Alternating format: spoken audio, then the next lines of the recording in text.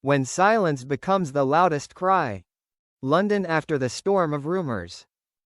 3 weeks after their meeting in London, none of the four had spoken. But the silence was louder than any excuse. Autumn rain fell steadily on the grey roofs, and in a small corner of Notting Hill, Amelia Warner sat by the window, watching each drop fall. In her hand was a cup of cold tea, and on the table was a magazine with the headline, Jaime Dornan and Dakota Johnson, Eyes That Speak 1,000 Words. She had read the article dozens of times. Each time she read it, her heart broke a little more. Not because she had never prepared for this, but because she still hoped he would never let it happen. The years that passed. Amelia thought back to the early years of their marriage. Jaime was still an emerging actor, and she, the woman who had chosen to step back, to be his support. She had said, "Go, achieve your dream. I will be your home." But now, she wondered, do you still want to come back? On the internet, people were talking excitedly, analyzing every photo, every look, every touch. No one knew that behind that halo was a woman sitting in the dark, her hands trembling, wondering whether to call her husband or not. The call failed. She tried, once, twice. The phone rang, but Jaime did not answer. Then a text message came. "I am filming. Don't worry, things are not as they say." That was it. No apology, no explanation. Just an invisible, cold distance. Amelia put the phone down. She smiled, a weak smile that only those who have been deeply hurt can understand. "Not like they say, but do you dare say it all, Jaime?" Across the ocean. In the Malibu beach house, Chris Martin strummed his guitar. The sound was slow and sad. In front of him was a blank sheet of paper, on which he tried to write a new song. But the lyrics kept slipping away, as if someone had squeezed the emotions out of his heart. Dakota Johnson hadn't returned yet.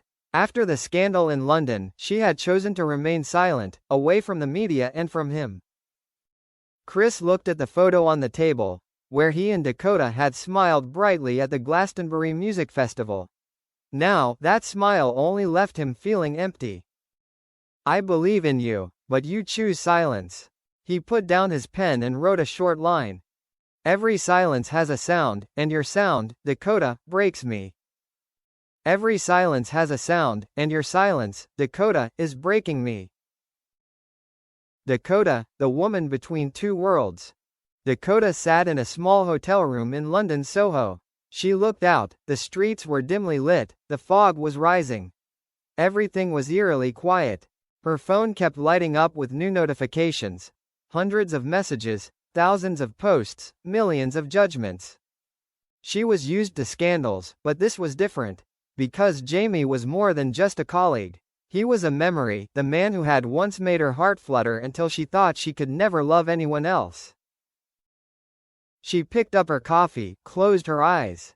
Jaime's old voice echoed in her head, the way he had said it to her after the final scene of 50 Shades Freed. "If this is the last time, I want you to know, you've changed me forever." Those words haunted her for years. And now, seeing him again in London, everything was back to square one. Except they were both tied to other relationships, to people who didn't deserve to be hurt. Jaime, the man caught between two choices. Jaime sat alone in his rented apartment in Chelsea. Outside, the city was still lit, but inside he was in darkness. He had read all the articles, seen his pictures spread all over the internet. One fan had even edited a video of him holding Dakota's hand into a love song, millions of views, thousands of comments, half sympathetic, half critical. He sighed. Why did a normal evening become such a great sin? Then he answered himself. Because I can't hide my true feelings. That's right. In that moment when Dakota looked at him, he knew he still loved her, even if he didn't want to admit it. But he also loved Amelia, the woman who had been there for him when he was nobody. And that broke him. "I lost everything with a look," Jaime wrote in his diary. But if it was a choice between the truth and a lie, I'd rather lose everything.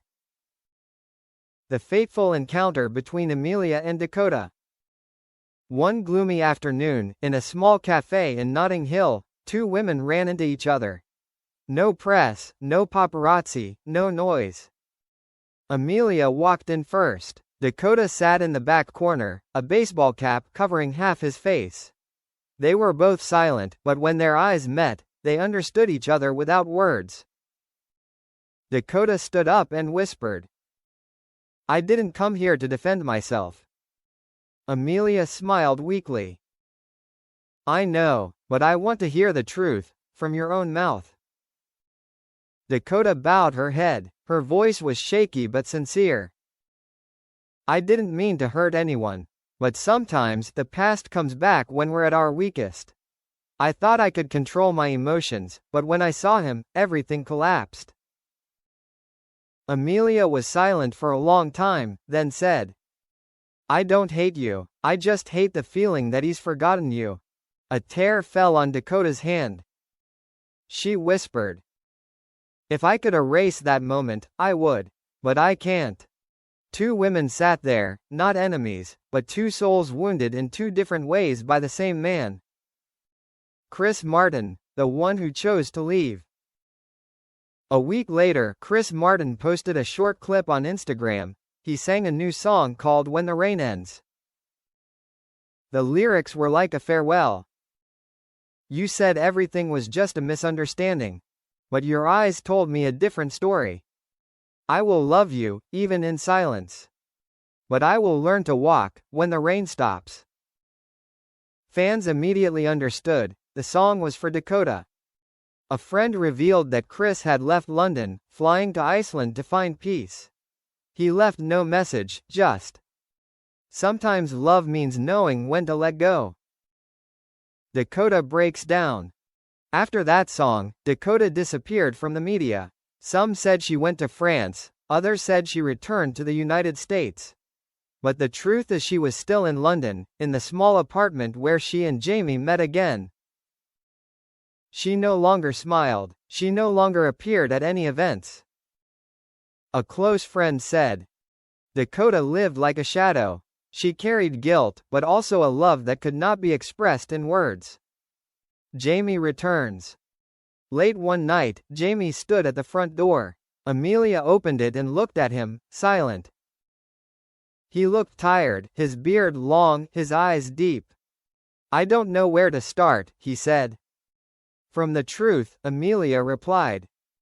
Jaime took a deep breath. "I met her. I didn't mean to, but when I saw Dakota, everything came back. I didn't betray you, like everyone thinks. But I betrayed you in my heart. And that's something I can't forgive myself for." Amelia was silent. Tears fell, but she didn't cry. She just said softly, "Jaime, do you know what hurts the most? It's not that I see her again. It's that I still love her, even though I chose you." He bowed his head, not answering. She turned away, closing the door but not locking it. Outside, the rain continued to fall. Inside, two souls still love each other, but don't know how to start over. A year later. A year has passed. Jaime is back with a new film, but looks much older. Amelia is still writing music. Her song, "Forgive Me Anyway," is a soft hit. Chris Martin has a new girlfriend. He still sings, but in the eyes of fans, his smile is different now. As for Dakota, she is back with the independent film project, The Light Between Us, shot in Ireland. What surprised the world was that her co-star was Jamie Dornan. When the first trailer was released, audiences held their breath. The scene where Jaime holds Dakota's hand in the rain was described as heartbreakingly heartbreaking. And the tagline on the poster made the world cry. "Some loves never end, they just find new ways to live." Some loves never end, they just find another way to survive. Ending, when love turns into memory.